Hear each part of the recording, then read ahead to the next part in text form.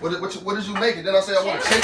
What is this? Jeremy, what do you mean? I said I want chicken. I don't want that. Well, it's Come on, you ain't about to be here. I don't care about none of that. What is you saying? You ain't about to be here making no food that I don't want. Okay, well that's what I want. I'm telling you right now. I don't care about none of that. You gonna get the chicken right now. Well, I'm about to make this. Get the chicken right now.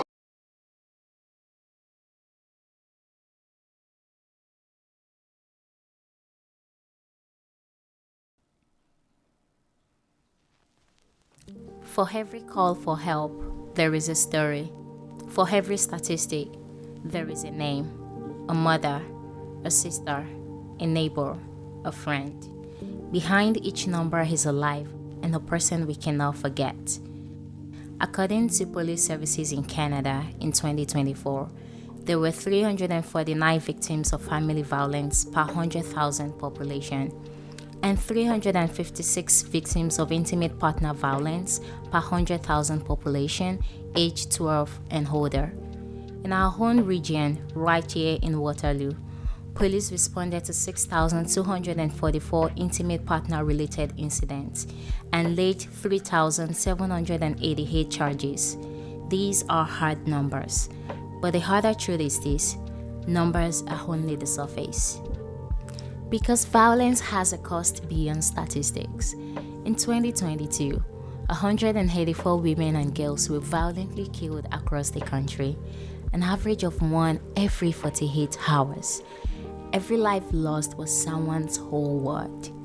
And still, most of the violence we know about is only what is reported.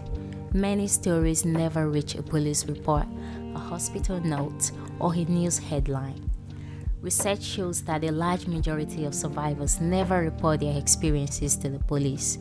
Sometimes they tell no one at all. Why the silence? Because too often survivors fear being shamed, blamed, or not believed. Because some think the violence is a private matter, something they must carry alone. Because the justice system can feel distant, overwhelming, or unsafe, especially for Indigenous women, newcomers, or other marginalized communities. And so the violence goes unseen and unchecked. One study found that many survivors never tell anyone, not a friend, not a family member, not a service provider. Silence protects the perpetrator and isolates the person hurt most. But silence is not a weakness.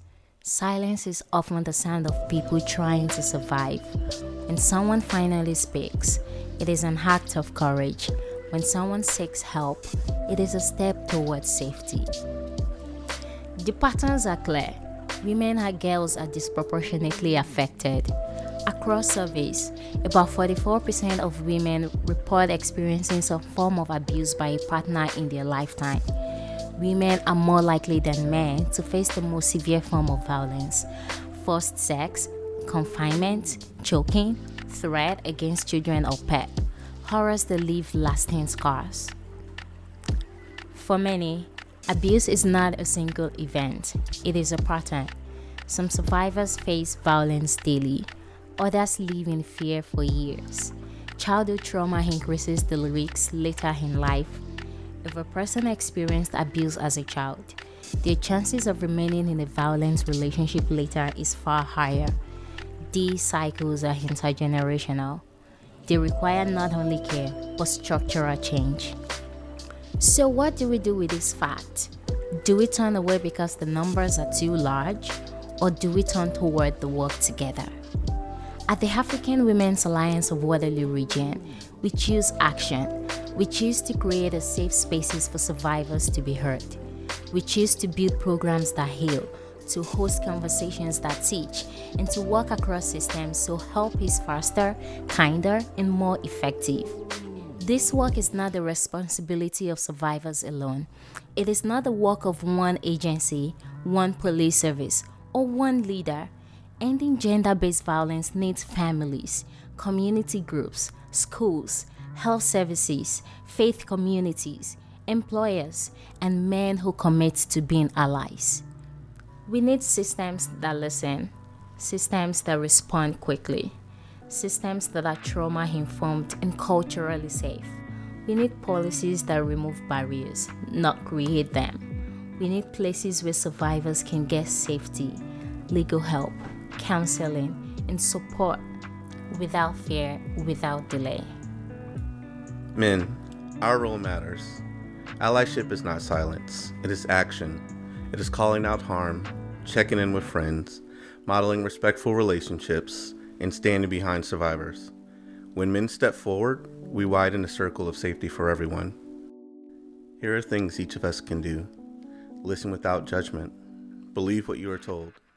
Reach out and connect survivors to services. Offer a safe place or help with transportation, childcare, or an urgent phone call. Challenge the jokes and the norms that excuse violence. Teach young people what consent and respect look like. Support organizations doing the work on the ground. Advocate for better funding, better shelters, and better prevention programs. We must also recognize that not everyone experiences violence the same way.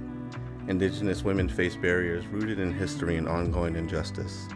Newcomers may face language, immigration, or isolation challenges.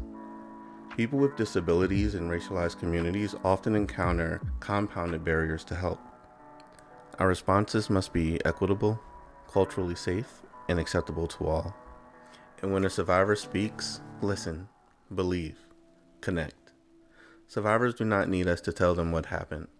They need us to stand beside them, to help them navigate options and to help them stay safe. Imagine a neighbor who calls a hotline late at night. Imagine a teacher who notices a child's bruises and asks gently what's wrong. Imagine a friend who says, "I believe you," and helps find a shelter bed. These small acts save lives. When communities act together, change happens. When services coordinate, survivors get the support they deserve faster. When systems are accountable, perpetrators are less able to hide. When we teach young people about consent and respect, we prevent harm before it begins. This conference is part of that change. We gather to learn from survivors, to listen to experts, and to plan actions that move beyond blame, toward responsibility, partnership, and prevention. If you can, volunteer time, donate to local shelters and support centers, share accurate information, join a neighborhood watch that looks out for one another, encourage employers to adopt clear policies on abuse and leave for survivors, ask leaders to fund services that are culturally safe and trauma-informed, demand swift, coordinated responses when someone reaches out for help. To anyone here who has been harmed, you are not defined by what happened to you. You are not alone. Help is available. Help is real. If you need support, reach out to local services. There are people and programs ready to listen and to assist. We will not let those numbers be the last word.